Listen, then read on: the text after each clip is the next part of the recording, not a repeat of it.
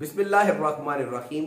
Second year chemistry chapter number 10 alkyl halide के important short and long question discuss कर रहे हैं। हम ये बताएंगे कि लॉन्ग क्वेश्चन को किस तरह से लिखना है और शॉर्ट कौन से इंपॉर्टेंट हो सकते हैं। अगर हम इसके पहले हिस्से की बात करें जिसमें प्राइमरी, सेकेंडरी और टर्शियरी अल्काइल हैलाइड का डिस्कस है, इसके अंदर से पेपर में कोई क्वेश्चन नहीं आएगा। नोमेनक्लेचर से उम्मीद है कोई नहीं आए। अब प्रिपरेशन जो है ये एक अहम शॉर्ट क्वेश्चन हो सकती है, वो भी लास्ट वाला जो आयोडीन का अल्काइल हैलाइड बनाना है। तो यहाँ पे ये शॉर्ट क्वेश्चन हो सकता है कि how alkyl halide of iodine are prepared, ये आपको शॉर्ट क्वेश्चन आ सकता है। इसके अलावा यहां से कुछ नहीं आएगा। इसके बाद रिएक्टिविटी ऑफ अल्काइल जो हैलाइड जो है ये आपके स्मार्ट सिलेबस में नहीं है, इसलिए बेटा इसको बेफिक्र होकर छोड़ दें। बॉन्ड पोलैरिटी नहीं है, इसको बेफिक्र होकर छोड़ दें। उसके बाद आपके पास रिएक्शन ऑफ अल्काइल हैलाइड आता है। बेटा रिएक्शन ऑफ अल्काइल हैलाइड में 2-4 टर्म्स बहुत अहम डिस्कस की गई हैं। यहां से शॉर्ट क्वेश्चन आने के बहुत ज्यादा चांसेस हैं। 4 टर्म्स यूज की गई हैं, इलेक्ट्रोफाइल, न्यूक्लियोफाइल, सबस्ट्रेट और लिविंग ग्रुप। अब आपको यहां पे ये लिखना है what is difference between electrophile और न्यूक्लियोफाइल। ये लिखते हुए याद रखिएगा कि इलेक्ट्रोफाइल न्यूक्लियोफाइल में आपने डेफिनेशन करने के बाद जो एग्जांपल्स देनी है उन एग्जांपल में चार्ज एग्जांपल भी होनी चाहिए और न्यूट्रल एग्जांपल भी होनी चाहिए।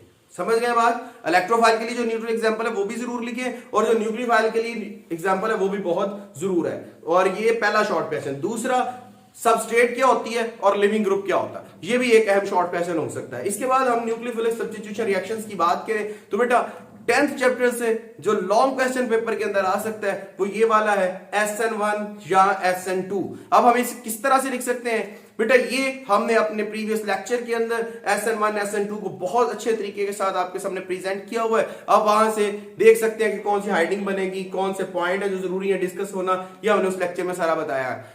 मैं कहना ये चाह रहा हूं कि 10th चैप्टर के अंदर जो इंपॉर्टेंट क्वेश्चन है पेपर में लॉन्ग क्वेश्चन आएगा बेटा, एक बताया पहला SN1 या SN2। दूसरा क्वेश्चन बीटा एलिमिनेशन रिएक्शन हो सकते हैं, आने के चांसेस हैं, लेकिन SN1 SN2 के ज्यादा चांसेस हैं। अब बीटा एलिमिनेशन के बाद चले तो जो इनकी सिंथेसिस है, किस तरह से ये रिएक्शंस, जो 3 रिएक्शन दिए गए हैं बेटा, तीनों रिएक्शन में से शॉर्ट क्वेश्चन एक पक्का है, कंफर्म है, जरूर याद कर लीजिएगा कि क्या होते हैं। इसके बाद हम अगले चैप्टर पे चलते हैं। ग्रिग्नर रिएजेंट जो है हमारे सिलेबस का हिस्सा नहीं है, 11th चैप्टर की तरफ मूव करते हैं। तो 11th चैप्टर हमारा अल्कोहल, फिनोल, ईथर का चैप्टर है। इसका फर्स्ट हिस्से के अंदर इनकी नोमेनक्लेचर्स बयान की गई है अल्कोहल की। तो बेटा नोमेनक्लेचर से कोई क्वेश्चन नहीं आएगा। अब पहला सवाल लॉन्ग क्वेश्चन जो आ सकता है, लॉन्ग नहीं आएगा तो शॉर्ट आ जाएगा, preparation of methanol.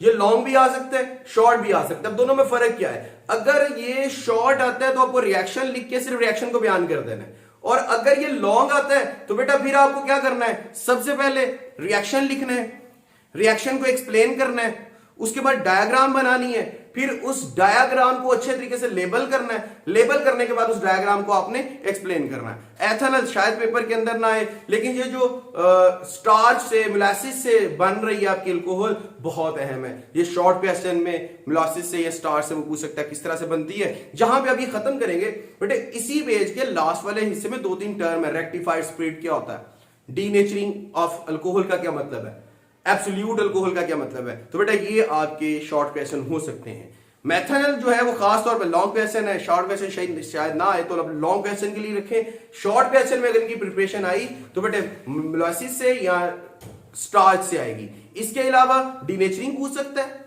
Rectified spirit क्या होता है ऐसे पूछ सकता है, या वो एब्सोल्यूट अल्कोहल पूछ सकता है। इसके बाद हम आगे चले अल्कोहल में, तो बेटे फिजिकल प्रॉपर्टी से मेरा नहीं ख्याल कि कोई पेपर में सवाल बने, लेकिन इसके रिएक्शंस का जो ट्रेंड है कि प्राइमरी 2 तरह से रिएक्शन शो करते हैं ना अल्कोहल, आपको पता है ना जी। एक अगर ये अल्कोहल है तो एक OH की वजह से होता है और एक रिएक्शन O और H के दरमियान की वजह से होता है। अब इनके कुछ ट्रेंड है, प्राइमरी सेकेंडरी। ये अहम शॉर्ट क्वेश्चन है बेटा, 11वें चैप्टर का सबसे अहम शॉर्ट क्वेश्चन ये है कि इनका वो ट्रेंड पता होना चाहिए।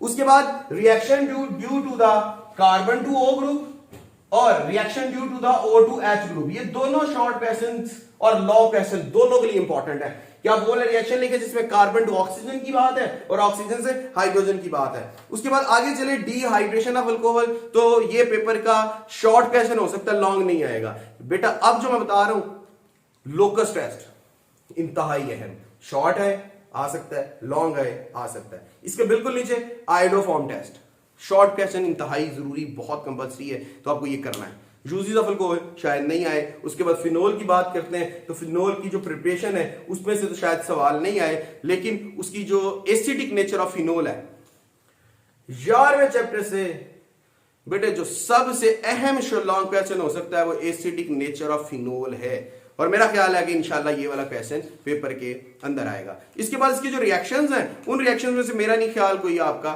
शॉर्ट क्वेश्चन बने। हो सकता है लास्ट में जो फॉर्मल्डिहाइड के साथ रिएक्शन है ये आपके पेपर का हिस्सा बन सकता है। बेटा ईथर हमारे सिलेबस का हिस्सा नहीं है, इसलिए वहां से क्वेश्चन नहीं आएगा। यहां पे आज हम अपने लेक्चर को खत्म करते हैं। ये आपके 10th और 11th चैप्टर के शॉर्ट और लॉन्ग क्वेश्चन के बारे में था। इंशाल्लाह नेक्स्ट चैप्टर का इंशाल्लाह आपको नेक्स्ट वीडियो में बताएंगे। बहुत सारा ख्याल रखिएगा। अल्लाह हाफिज, फी अमान अल्लाह।